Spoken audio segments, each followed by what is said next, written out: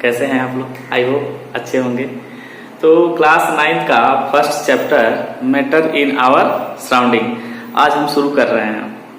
अच्छा, एक बात और, आप चैनल को सब्सक्राइब कर लीजिएगा ताकि जब भी मैं वीडियो बनाऊंगा आपके लिए तो आपको तुरंत इसका इन्फॉर्मेशन मिल जाएगा। तो आज हम शुरू करेंगे मैटर इन आवर सराउंडिंग। अभी तक आपने साइंस सब्जेक्ट पढ़ा है, आज स्पेशली तौर पे केमिस्ट्री सब्जेक्ट पढ़ेंगे। अब अलग अलग करके फिजिक्स, केमिस्ट्री, बायोलॉजी।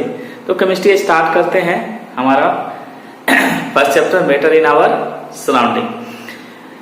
सबसे पहले हम समझते हैं कि मैटर है क्या, व्हाट इज द मैटर। अब मैटर के लिए 3 कंडीशन चाहिए। अगर ये 3 कंडीशन फॉलो होंगे, पहला मास हो, दूसरा स्पेस ऑक्युपाइड करे और तीसरा फील बाय सेंस ऑर्गन। अब जैसे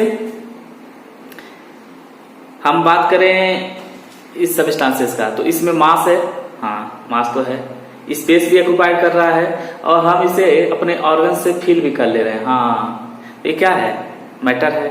यही अगर एयर की बात करें तो एयर तो हमें दिखता नहीं है, हाँ, लेकिन अब उसे हम अपने सेंस ऑर्गन से क्या कर सकते हैं? फील कर सकते हैं। जैसे जब ठंडा ठंडा हवा चलता है और अगर हम बालकनी और छत पे रहते हैं तो हम कहते हैं वाह क्या एयर चल रहा है। तो या बहुत अगर हॉट एयर चलता है तो बोलते हैं बहुत गर्मी है। तो यहाँ पे क्या है, ये जो एयर है इसे हम सेंस ऑर्गन से क्या कर सकते हैं? फील कर सकते हैं। तो ये क्या है? मैटर है। तो यानी मैटर क्या है? जिसपे मास हो, स्पेस ऑक्युपाई करे और जिसे हम अपने सेंस ऑर्गन से क्या कर सके? 5 सेंस ऑर्गन है, उससे हम क्या कर सके? फील कर सके। उसको हम क्या बोलेंगे? मैटर। एक बात आपको नोट करके रखना है, जैसे साउंड, लाइट, मैग्नेटिज्म, ये सब क्या है? या हम इलेक्ट्रिसिटी, ये सब मैटर नहीं है, क्योंकि वो कोई भी स्पेस ऑक्युपाइड नहीं करते हैं, न ही इनमें क्या होता है? मास होता है। तो आप एक बात याद रखेंगे, लाइट क्या है? मैटर नहीं है। अगर हम इसका थोड़ा हिस्टोरिकल एस्पेक्ट देखें तो एंशियंट टाइम में जो हमारे इंडियन फिलोसफर होते थे वो बोलते थे मैटर जो है वो पंच तत्व है। पंच तत्व किससे किससे मिलके बना है? 5 एलिमेंट से बना है, 5 एलिमेंट। कौन कौन से? एयर, अर्थ, फायर, स्काई, वाटर। जैसे अभी आप देख रहे होंगे दूरदर्शन पे शक्तिमान, ये जो शक्तिमान है आप देखते होंगे, ये शक्तिमान भी इन्हीं चीजों से मिलके बना है। तो जितने भी मैटर हैं वो पंच तत्व यानी 5 एलिमेंट से बने हैं अकॉर्डिंग टू इंडियन फिलोसफर। सो उस बेसिस पे अगर बात करें तो मैटर फाइनली हम यही डिसाइड करते हैं कि मैटर क्या है? जिसमें मास हो, स्पेस ऑक्युपाइड करे और जिसे हम अपने सेंस ऑर्गन से क्या कर सके? फील कर सके, उसको हम मैटर बोलेंगे।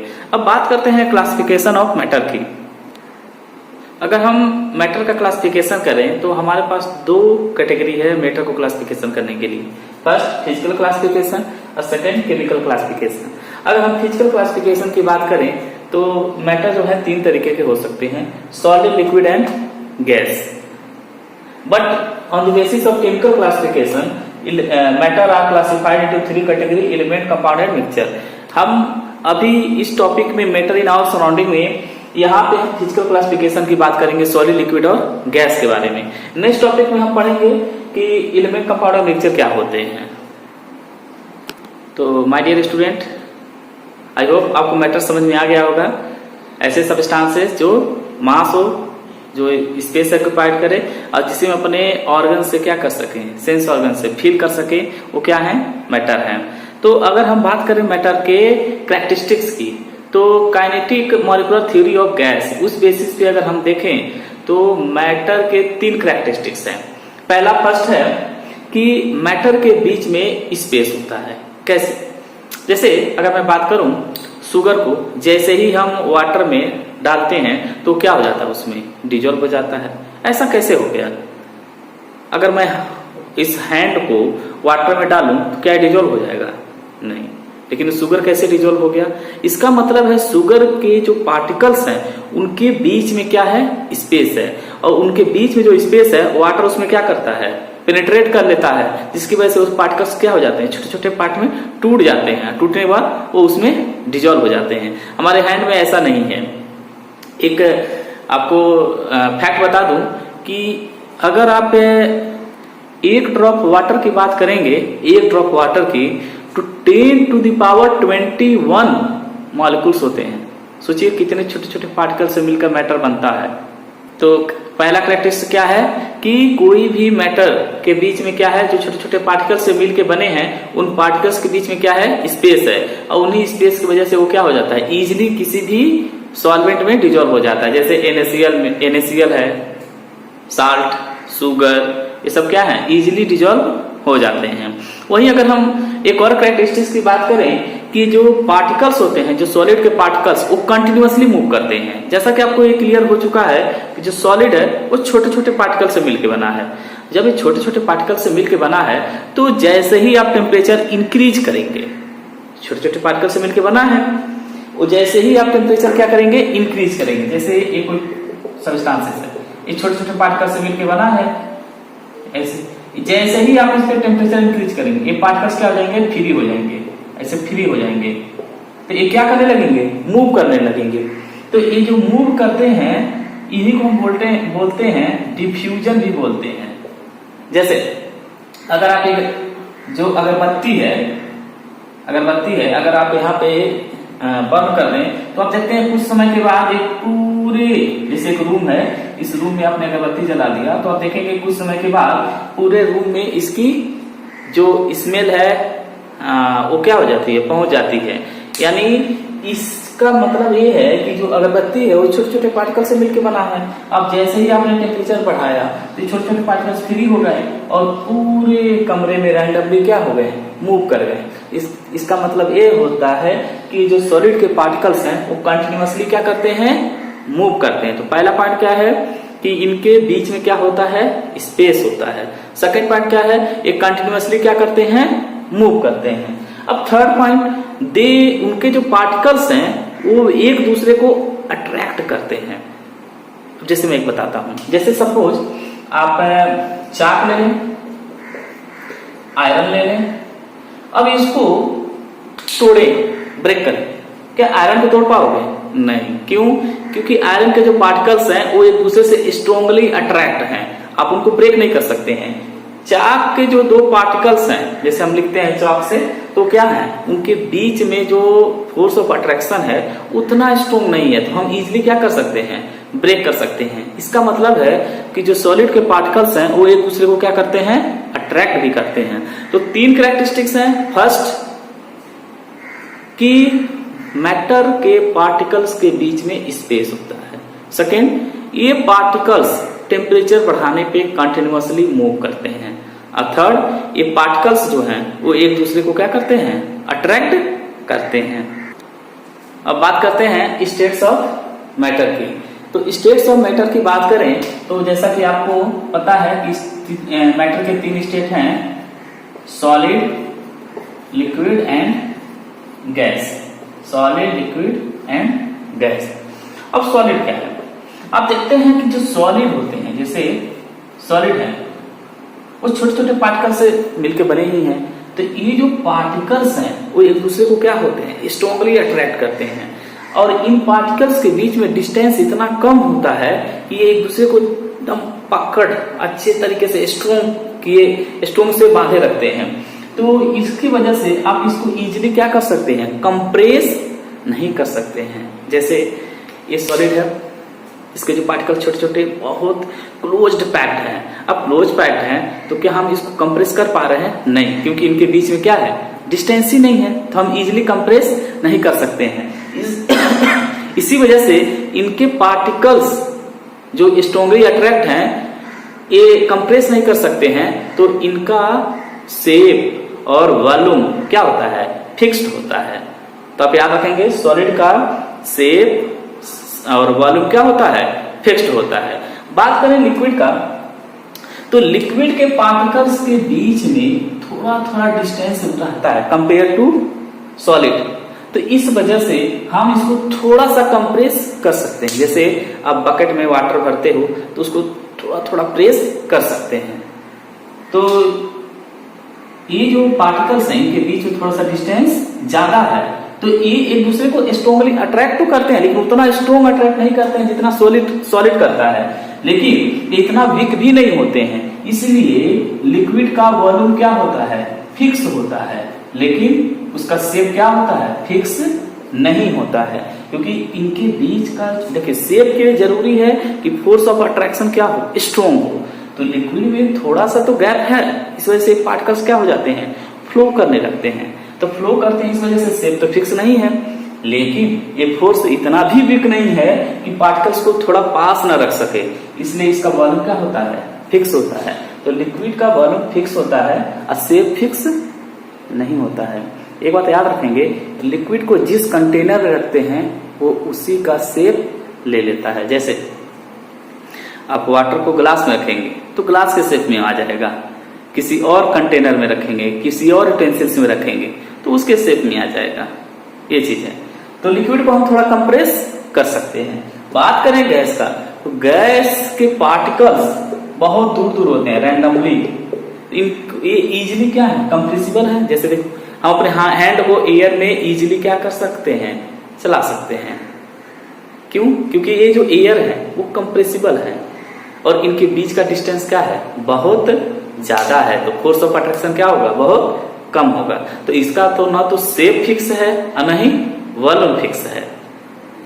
अब बात करते हैं characteristics of solid, liquid and gas की। तो सॉलिड का आपको पता है कि शेप क्या है, फिक्स है। क्यों? उनके जो पार्टिकल्स हैं उनके बीच का डिस्टेंस क्या है, बहुत कम है। तो जब बहुत कम है तो स्ट्रॉन्गली क्या है, अट्रैक्ट है। वॉल्यूम भी फिक्स है, जैसा कि हमने अभी थोड़ा देर पहले मेंशन किया। वहीं अगर हम बात करें तो सॉलिड क्या होते हैं, रिजिड होते हैं। जैसे ये देखिए रिजिड है। क्यों? इनके बीच में क्या है, पार्टिकल्स के बीच में स्पेस नहीं है, ये काफी ये कंप्रेसिबल ही नहीं है, हम उसको कंप्रेस ही नहीं कर सकते हैं। तो क्या है, रिजिड है। और ये जो पार्टिकल्स हैं वो फ्री नहीं है, तो इन डिफ्यूजन नहीं हो सकता है। डिफ्यूजन आप समझ रहे हैं, मूविंग ऑफ पार्टिकल्स। पार्टिकल्स का मूव करना क्या है, डिफ्यूजन है। तो सॉलिड में डिफ्यूजन नहीं है। बात करें लिक्विड का, तो लिक्विड में शेप क्या है, फिक्स नहीं है। क्योंकि फोर्स उतना स्ट्रॉन्ग नहीं है कि इन पार्टिकल्स को एक साथ रख सके, लेकिन इतना वीक भी नहीं है कि इनको फ्लो करने दे बहुत तेजी से। इसलिए इसका वॉल्यूम क्या होता है, फिक्स होता है। वहीं अगर हम बात करें रिजिडिटी का, तो लिक्विड की रिजिडिटी थोड़ी सी कम होती है कंपेयर टू सॉलिड, क्योंकि इनके बीच में स्पेस है थोड़ा, तो हम कंप्रेस कर सकते हैं। वहीं डिफ्यूजन, लिक्विड का भी डिफ्यूजन क्या है, लगभग नेग्लिजिबल ही है ही नहीं, ज्यादा नहीं है। वहीं अगर हम बात करें गैस का, तो गैस का तो शेप भी क्या है, फिक्स नहीं है, वॉल्यूम भी फिक्स नहीं है, रिजिडिटी तो बिल्कुल नहीं है। क्योंकि इनके बीच में इतना स्पेस है, हम इजिली क्या कर सकते हैं, कंप्रेस कर सकते हैं। लेकिन इसमें डिफ्यूजन बहुत है, क्योंकि पार्टिकल्स बहुत तेजी से क्या करते हैं, मूव करते हैं। तो याद रखना है कि गैस का डिफ्यूजन क्या होता है, ज्यादा होता है। एक बात और समझना है आपको, काइनेटिक एनर्जी। तो काइनेटिक एनर्जी सॉलिड में क्या है, नहीं है, क्योंकि इसके पार्टिकल्स फ्री नहीं है। लेकिन गैस में काइनेटिक एनर्जी क्या होती है, सबसे ज्यादा होती है। ये पार्टिकल्स बहुत तेजी से क्या करते हैं, मूव करते हैं। तो बच्चों एक क्वेश्चन है, तो डिफ्यूजन आप समझ रहे हैं, मूविंग ऑफ पार्टिकल्स। ये जो डिफ्यूजन है वो किस पे डिपेंड करता है, डेंसिटी पे। तो ए एंड बी दो गैस हैं, क्योंकि सॉलिड लिक्विड में तो डिफ्यूजन होगा नहीं, गैस में ही होगा। तो ए और बी दो गैस हैं, इसका डेंसिटी थोड़ा कम है और बी का डेंसिटी क्या है, ज्यादा है। बी का डेंसिटी ज्यादा है और ए का डेंसिटी कम है। तो आपको बताना है कि डिफ्यूजन किसका ज्यादा होगा, क्योंकि डिफ्यूजन किस पे डिपेंड करता है, डेंसिटी पे। आप सोचिए, इमेजिन कीजिए, जिस पार्टिकल का डेंसिटी कम है तो क्या वो इजीली मूव कर सकता है? आप सोचिएगा, इसका आंसर मुझे कमेंट बॉक्स में चाहिए। तो जैसा कि आपको पता चल चुका है कि मैटर क्या है, मैटर का कैरेक्टरिस्टिक्स क्या है और स्टेट्स ऑफ मैटर क्या है, solid, liquid and gas.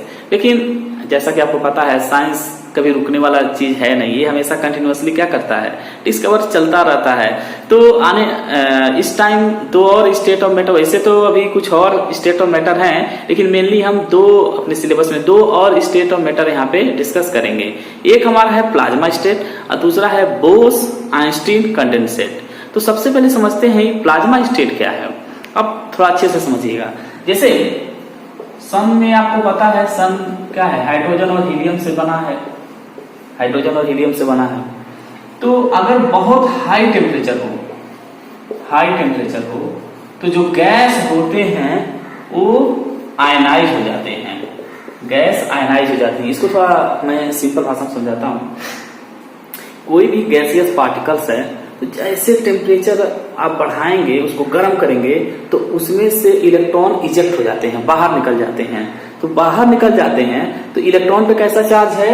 Minus charge होता है, इलेक्ट्रॉन पे माइनस चार्ज होता है। तो जब ये माइनस चीज बाहर निकल जाता है तो गैस में क्या बच जाता है? प्लस चीज, ये प्लस बच जाता है। तो उसी को हम बोलते हैं आयनाइज।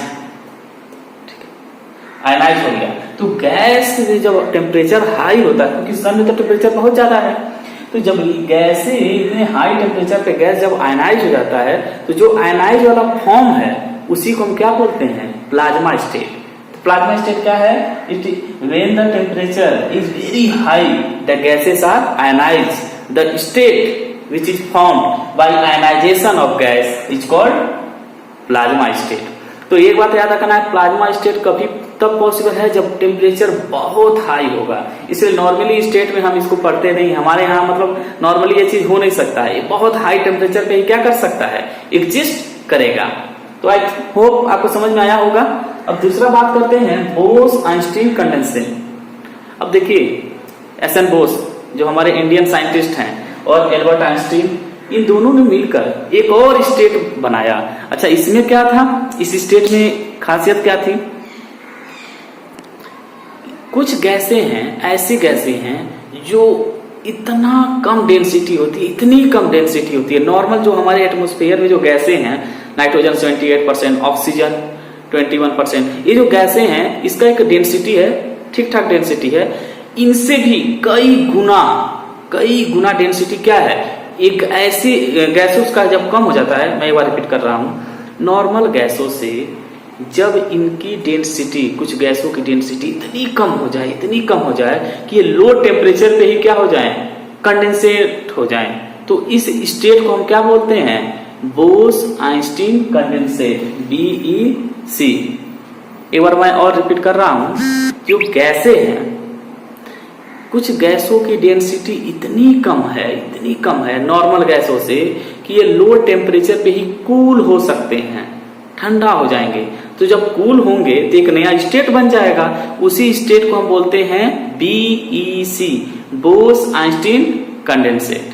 तो बच्चों यहां तक आपको समझ में आया होगा, तो आप यहां तक इसको रिपीट करेंगे और अपने नोटबुक में इसको नोट करेंगे।